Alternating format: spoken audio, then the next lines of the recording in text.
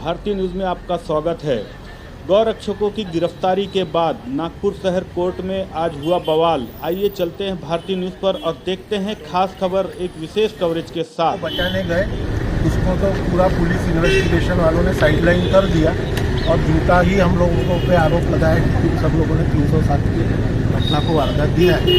अब कोर्ट में मैटर जो भी है उसके विपरीत और या उसके अगेंस्ट तो अपन नहीं बोल सकते, कानून का सम्मान करते हुए, लेकिन जो भी आरोपियों को या जो भी यहाँ के कार्यकर्ता उनको पेश किया गया था उसको झूठे आरोप में फंसाया है और अपने कोर्ट को ये बताया कि इसमें 5 दिन की PCR की कोई ज़रूरत नहीं है, क्योंकि कोई भी घटना को वारदात देते समय किसी भी औजार या हथियार का या गंभीर स्वरूप का किसी को भी मार नहीं लगा है। और पुलिस वालों ने जो भी इन्वेस्टिगेशन किया है उसमें हमने सपोर्ट किया है, जिसको कोर्ट ने मानते हुए 2 दिन का तो PCR दिया हुआ है और वो फॉर्मली कोर्ट को देना लगेगा। तो जिसके अगेंस्ट हम अभी कुछ भी नहीं बोल सकते, लेकिन एक चीज़ है कि जितने भी लोगों को यहाँ फंसाया गया है उसमें जो कंप्लेनेंट है वो खुद एडमिट कर रहा है कि एक छोटे से कार में मैं 6 जानवरों को लोड करके ले जा रहा था। इससे उसकी मानसिकता समझ में आए, कोर्ट को ये अपन ने बताया कि आप इससे उसकी मानसिकता देखो, एक छोटे से कार में 6 जानवरों ले जा रहा था तो वो किस पर्पस से लिया रहा था, ये चीज़ इससे काफ़ी क्लियर होती है। भले ही हम शब्दों में उसको बयान नहीं कर सकते हैं, तो आरोपियों के साथ न्याय होना चाहिए। टोटल कितने आरोपी? कोर्ट ने अभी तो 5 लोगों को लाए थे और कुछ 8-10 अज्ञात आरोपियों के खिलाफ ऑफेंस रजिस्टर हुआ है। अब अज्ञात जो भी वाड़ी पुलिस स्टेशन में विक्टिम को जो एलेक्सिस की सुविधा दी जा रही है, ये शक पैदा करती है। मेवा मेडिकल ले जाया जा सकता था, सारे आला ऑफिसर वहाँ पर है, मेवा मेडिकल क्यों नहीं लेके गए और छोटी सी हादसे के लिए उसको एलेक्सिस में एडमिट किया केस को कॉम्प्लिकेशन करने के लिए।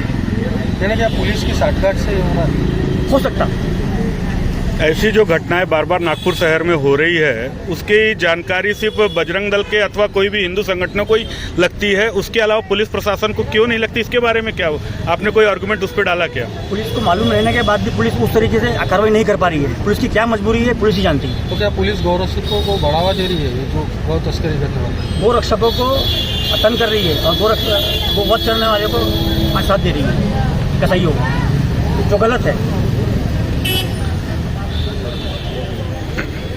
अनेकों बार अनेक हिंदू संगठनों की तरफ से माननीय पुलिस कमिश्नर को ज्ञापन दिया गया है कि नागपुर में गो तस्करी हो रही है। ईद के समय पे भी बार बार उनको बताया जाता है और दूसरे त्यौहार जो उनके दूसरे गैर हिंदुओं के जो त्यौहार आते हैं उस पर भी हम बार बार ये जानकारी उनको देते हैं। उसके बाद भी गो तस्करी हो रही है तो ये कहीं ना कहीं पुलिस प्रशासन के ऊपर सवाल खड़ा करता है। पहले टैंकरों में गो तस्करी होती थी, ट्रक में गो तस्करी होती थी, अभी देखने में आ रहा है कि छोटी छोटी गाड़ियों में गो तस्करी हो रही है। ये पहला केस नहीं है, ऐसे कई केस सामने आ गए जो गौरक्षकों के संज्ञान में लेते हुए पुलिस को जानकारी देके कार्रवाई भी कराई है। प्रत्येक दिन ऐसा अखबार में भी आ रहा है। उसके बाद भी अगर गो तस्करों पर नकेल नहीं कसी जा रही है तो प्रशासन के ऊपर सवाल उठता है। ऐसे गो तस्करों के ऊपर कार्रवाई करने के बजाय अगर वो गौरक्षक जो गाय को अपनी माता मानते हैं उनके ऊपर ऐसे छोटे से केस में 307 की एक बड़ी कलम अगर दाखिल करती है तो पुलिस की मंशा हमें समझ में आती है कि वो गौ तस्करों के ऊपर कार्रवाई नहीं करेंगे, गौ रक्षकों के ऊपर बड़ा से बड़ा केस लगा के उनको जेल में डालने का काम करेंगे। ये मंशा उनकी बिल्कुल स्पष्ट है। हमारी प्रशासन से मांग है ऐसे जो गौ तस्कर हैं उनके ऊपर तुरंत कार्रवाई की जाए, NSA लगाया जाए, रासुका उनके ऊपर लगाया जाए, क्योंकि ये पहला केस नहीं है, ये बार बार ऐसी घटना घट रही है। तो ऐसे गौ तस्करों को पहचान करके उनकी गाड़ियां जब्त करें और उनके ऊपर रासुका लगाएं। और गौरक्षकों के ऊपर जो सिर्फ वहां पे विरोध प्रदर्शन करने पहुंचे जानकारी मिलने के बाद उनके ऊपर 307 लगाना ये न्याय संगत नहीं। कल का जो पूरा प्रकरण है, पूरा मामला क्या है? किसी कार्यकर्ताओं को जानकारी मिली कि गाड़ी के अंदर इस तरह की गाय को उनमें भर के, एनिमल क्रूरल्टी का इससे बड़ा उदाहरण नहीं हो सकता कि एक छोटी सी गाड़ी के अंदर 5-5 गाय को भर के लाया जाए। जिस देश में गाय को माता बोला जाता है उसकी इस तरह से दुर्गति ये कौन सहेगा? लोगों को जानकारी मिली, गौरक्षकों के ऊपर अभी 307 कलम लगा करके पुलिस वालों ने ये दिखाने का प्रयास किया कि गौरक्षकों से ज़्यादा गो तस्कर उनके हित के हैं। और आज ये जो अन्याय हुआ है ये मैं कहूँगा कि सारे हिंदुओं के विरुद्ध ये कहीं ना कहीं तो भी इनडायरेक्टली वैसे एक साजिश रची जा रही है। और अगर इसी तरह से महाराष्ट्र सरकार के अगर नेतृत्व में, क्योंकि आज महाराष्ट्र सरकार की पुलिस यहाँ पर काम कर रही है, पुलिस प्रशासन काम कर रहा है, और पुलिस के सहयोग से अगर हमारे गोरक्षकों के ऊपर इतनी बड़ी धाराएं अगर लगाएंगे तो आगे हिंदुत्व का काम करने के लिए जो हिंदुत्ववादी संगठनाएं हैं आगे कैसी आएगी, ये महाराष्ट्र सरकार से सवाल है।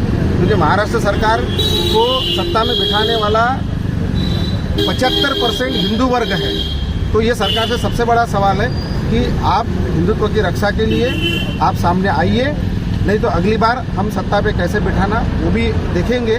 दूसरी बात कि अगर 307 कलम अगर नहीं हटाई तो हम लोगों की ये तैयारी है, जितने भी हिंदुत्ववादी संगठन आज यहाँ पर खड़े हैं, कि हम संविधान चौक में जाकर के एक बड़ा आंदोलन करेंगे और महाराष्ट्र की डीजी। वहीं आज नागपुर शहर में जिस प्रकार से गौरक्षकों के ऊपर धाराएं लगी, जिसकी वजह से हिंदू संगठनों में काफ़ी रोष व्याप्त हुआ और उन्होंने आंदोलन की चेतावनी दी है। यदि सरकार एवं प्रशासन ने इसके ऊपर कार्रवाई नहीं की और गौरक्षकों के ऊपर लगी धाराओं को यदि नहीं हटाया तो हिंदू संगठन सब मिलकर एक तीव्र आंदोलन नागपुर शहर में करने का मन बना चुके हैं और प्रशासन को भी चेतावनी दी है कि यदि गोरक्षकों के ऊपर इस तरह से कार्रवाई की जाएगी तो यह नागपुर के हिंदू संगठन चुप नहीं बैठेंगे।